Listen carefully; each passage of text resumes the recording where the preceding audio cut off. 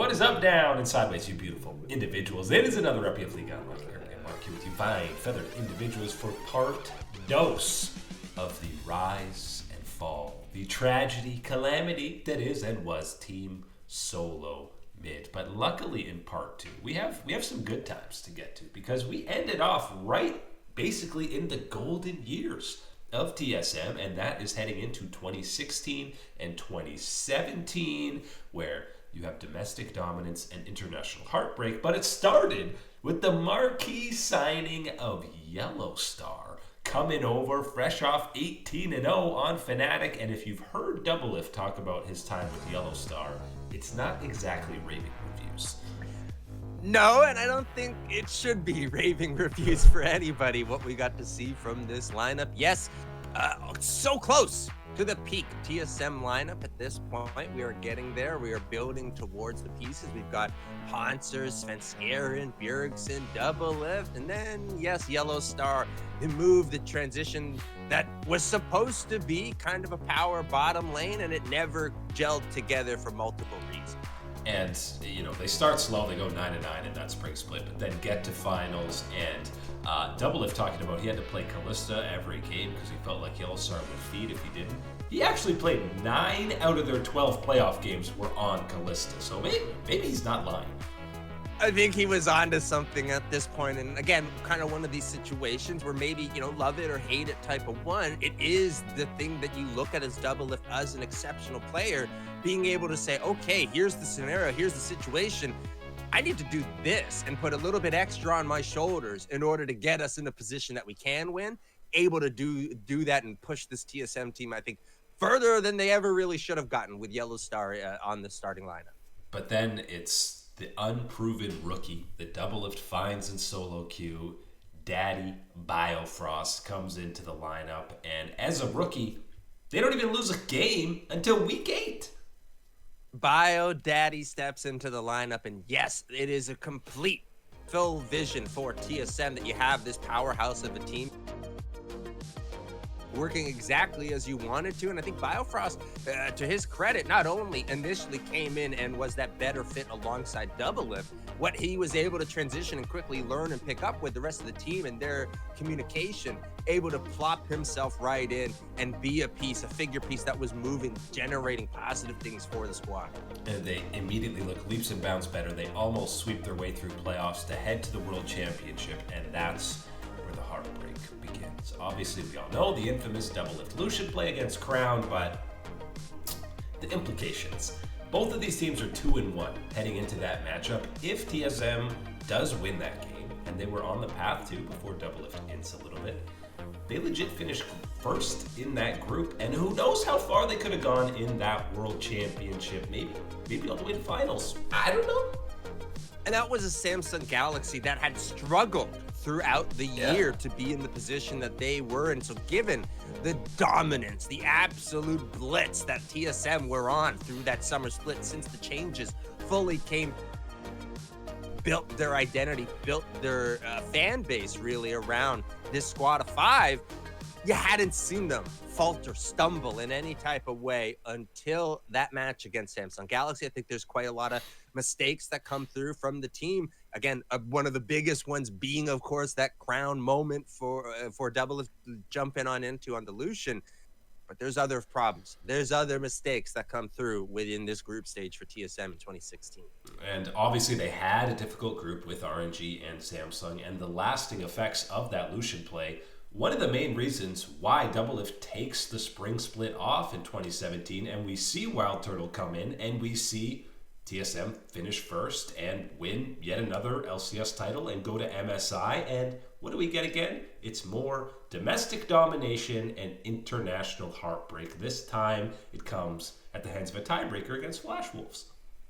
And don't forget, we got to welcome onto the stage the Gigabyte Marines coming on through at this event as well, making sure that it was going to be one of these scenarios where you did have the tiebreaker against the Flash Wolves. You did need to get yourself proven through this play in part. So they avoided absolute disaster by beating the Marines at least.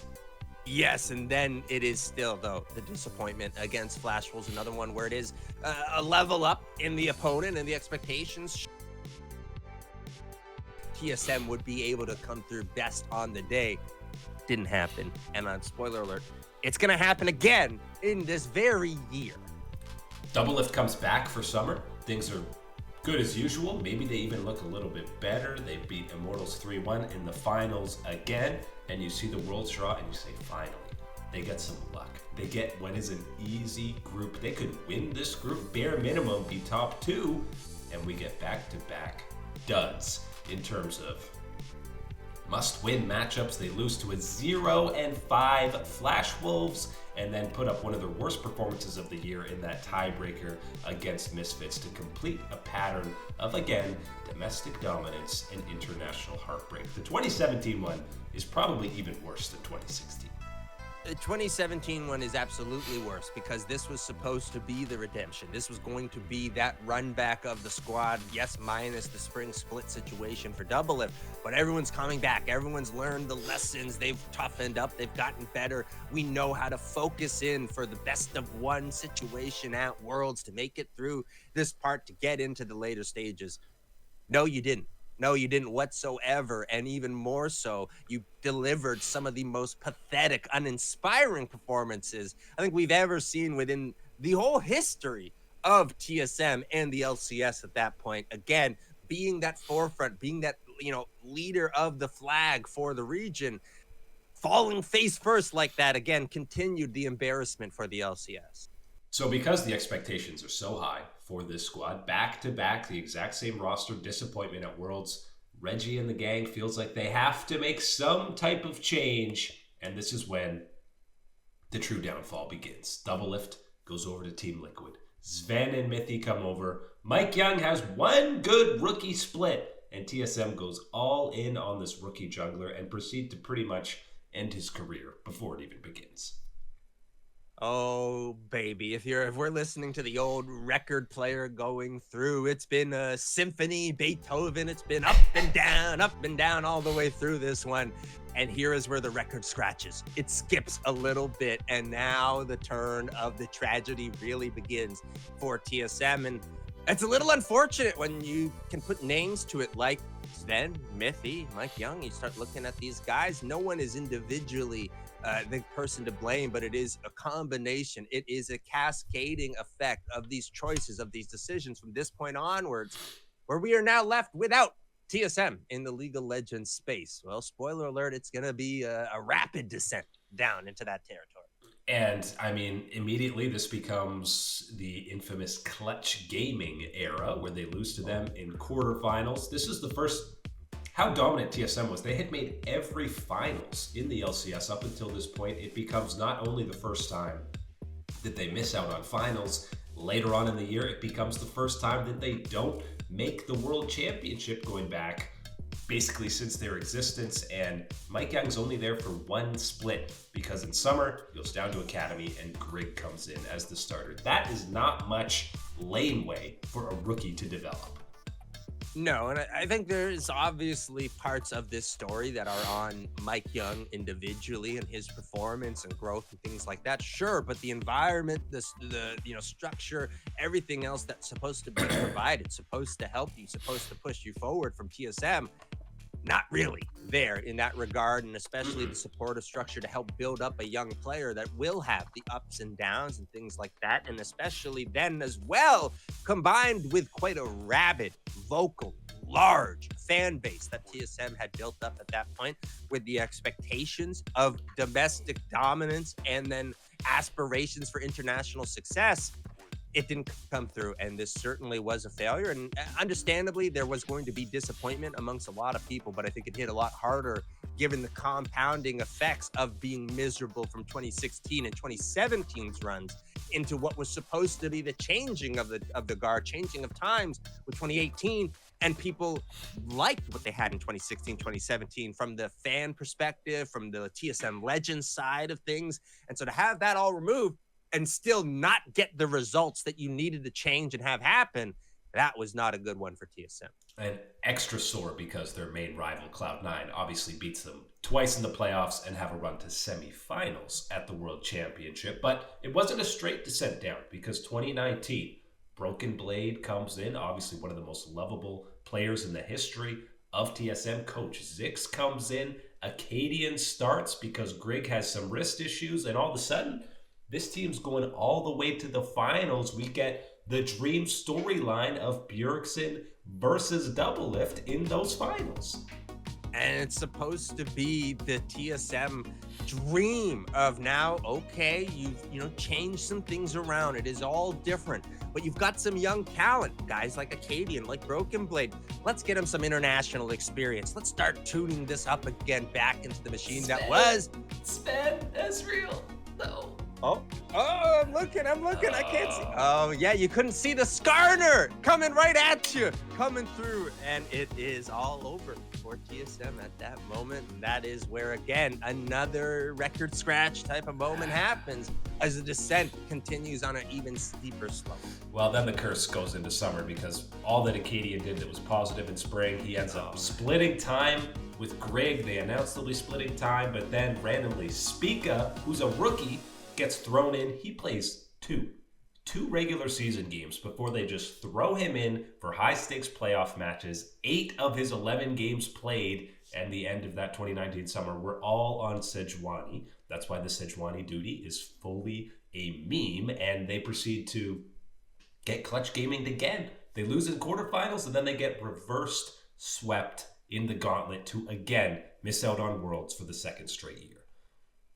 Actually would love to go back and watch some of our videos from that time, because I swear we are pulling our hair out talking about what is going on in the jungle position here. Why are you running this young kid into the ground on Sejuani duty all the time? And then scapegoating him too.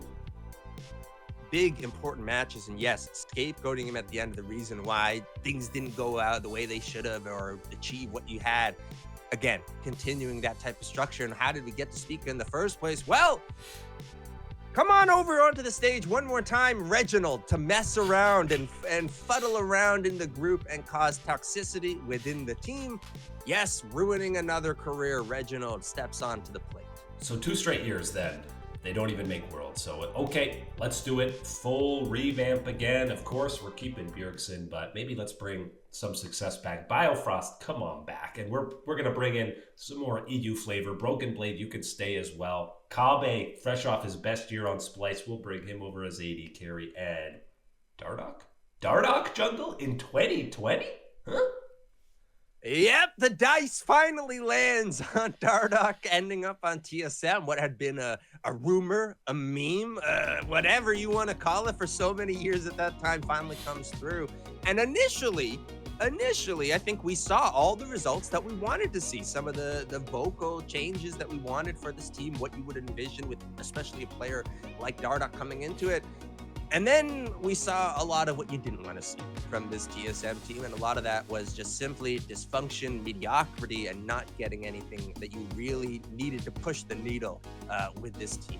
But then by split 2 of 2020, the descent, it's peaked, it breaks, and all of a sudden Doublelift returns. He has a falling out with Team Liquid. Spica is actually given a proper opportunity as a starting jungler, and we get it. The miracle lower bracket run to win their first LCS title since 2017. They're going back to Worlds as a first seed. What can they do on the international stage?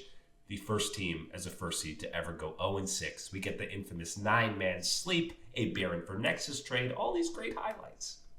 Oh, God, where do we even begin with this one? I want to paint the picture that before you get to Worlds, in order to book that ticket to Worlds, get that #1 seed for North America, Bjergsen takes command of the plane, pulls on the stick, and pulls us out of the steep dive to rescue the team. And you get to this World Championship, and the preparation, whatever, all sorts of things fall flat on their face. Spica with the 9-man sleep on Lilia, an infamous play. Just 0-6, so much pain when you're talking about this one, and one that I don't think the LCS, LTA, whatever we are right now, I don't think we've quite recovered from that embarrassment and stain that this performance left on. I mean, that's where the near airport run comes from, that meme, and, became a team for Doublelift later. But you've heard all these players talk about in scrims heading into that World Championship, they were getting so smashed that they had absolutely no confidence, and it obviously showed on stage. All the clout positivity that the Miracle Run had gotten, though, was quickly wiped away when they not only went 0-6, but in such horrible fashion because they were in a lot of these games. They were in a lot of these games, but a lot of them were also situations where it was like, hey, heading into this, don't let Selfmade play Evelyn. Don't let him play something that's going to cause a problem in the jungle. What do you let him do? You let him play Evelyn. Yeah. These type of things, and again, where it's then, it just compounds the frustration, the agony that the NA fan base is feeling watching these dismal performances come through that are supposed to represent themselves, the region, the pride, growth, all sorts of things. And it is just a dud after dud after dud for 6 games for TSM. And unfortunately, the lasting impression from that 0-6 is kind of the last positive, hopeful, exciting moment that you have for TSM, because after that year, it's a hard reset. Bjergsen retires. He stays on to be the coach. Okay, still involved with TSM, but entirely new roster except for Spica, who returns. Poor Spica, God bless his heart. Lost, Huni, Power of Evil come in, and the $6 million man, fresh off of a finals run with Stooning, Sword Art comes in for $6 million and doesn't even finish out his contract. Oh man, it's the Breaking Bad. He can't keep getting away with it memes. He got the bag. This is the ultimate bag grab in the history of LoL esports. Yeah, no question. I think with a margin of a couple million in between it, as far as it. It's like twice what Perks made in the same year, by the way. And not necessarily the same production or quality that I think you even got from Perks, or even merchandise sale that you got from Perks if you are. Perks made quarterfinals at Worlds with C9.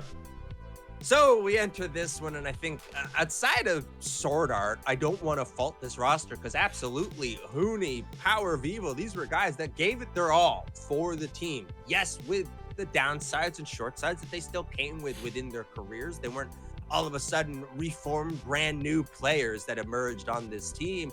They did try extremely hard, but just like TSM of old, heartbreak is just around the corner for these guys. And, you know, at least they did get one game away again from making it to the World Championship. They lose to Cloud9. They thought the TSM FTX rebrand might recoup some of that Sword Art money. But now this is not just a burn on TSM. FTX, a lot of athletes and other people got screwed over by this, but it did feel like an extra nail in the coffin for TSM. Oh, it was a double shot of an extra nail in the coffin for TSM at this point. And yes, this isn't one where, you know, we've had plenty of opportunities and you can pick whichever one's your favorite to clown on TSM and the downfall throughout this video. This really isn't one that I think you can clown on them for, because there are so many people that got caught up, that got involved within the whole scandal that became FTX and then the fallout from that. And how can you fault them from not wanting to take such an unbelievable investment and upsurge, whatever, with that type of sponsorship money that you were going to be having, what you envisioned was possible from these type of points, and then to have it all crash down, and where you pivot to, that was the next step for how you would resurrect, rebuild, restructure a TSM. The problem is there never was a restructuring, a rebuilding, a resounding of TSM. It was really, oh, we're closing up shop, more or less. And unfortunately, even more so, they lied to their fans about closing up shop and what their plans really were. I mean, there was definitely a restructuring. Restructured themselves right out of the league, but 2022 is when, from like almost 100 employees down to like 5. Yeah, and this, obviously, Bjergsen saw the writing on the wall. He said, you know what, I'm going to come back and play for Team Liquid. See you later, TSM. But 2022 is the worst year in the history of TSM. This is where Peter Zhang is getting fired and fined because he's bringing players over and pocketing money himself. He's a toxic coach. Reggie's getting fined and placed on probation for employee harassment. And you combine that with them finishing 9th place, the lowest ever finish for Team Solomate as an organization. If you were waiting for when does the rocket, the finally fizzle out, when does the TNT hit the explosion point from that charge? This is it. This is it. Peter Zhang is the match lighting the fuse, and the sparks coming off is Reginald's whole misconduct and everything else on top of it, sprinkled in with some extra flashes of the bad performance on the Rift. TSM is dead. TSM is done. This was the final nail in the TSM coffin. And there was, when something dies, there's that final twitch. There was that final twitch in 2023. Maple comes in. Maple has some highlights, and you see glimpses. Well, this guy Chime, this guy Insanity. Maybe you have some rookies that will be able to make some noise, some type of prospect. And then we quickly hear TSM is, we're moving to another tier 1 region. All the speculation. Well, maybe they're going to get an LPL team. They signed Kaiduo and Shenyi the year before. They obviously love the LPL. Can't wait to see them there. And then radio silence. The team sells their slot to Shopify Rebellion, and you never hear from TSM, the most iconic NA organization ever again. Completely gone, dead, dusted, all sorts of things with TSM out of the picture at this point. And I think a lot of people, good, bad, whatever it is, they do miss having an organization like TSM, a force like this within the LCS and LTA. But I'll tell you, you really shouldn't. Look around. We've got Cloud9 doing what Cloud9 has been doing. And if you don't like Cloud9, we've got FlyQuest over here. Team Liquid still's got opportunities. There still are some reasons to find love in the LTA. But man, oh man, TSM certainly burned many domestically and abroad with how things played out at the end. And again, really more so to me, the biggest unfortunate and pain thing is the backing out, the exit, the way that they did. Not happening. I ain't buying Reginald's lies, and no longer should you. And it speaks volume. The two most iconic players, Doublelift and Bjergsen, both nothing positive to say about their times on TSM, despite it being the highlights of their careers achievement-wise. So we say farewell to TSM. You live on in memes, TSM chants, even though you don't exist anymore from crowds. But that is it today for League Unlock. Eric and Mark here with you, beauties. Thanks for hanging out, and we will catch you on that flippity flip.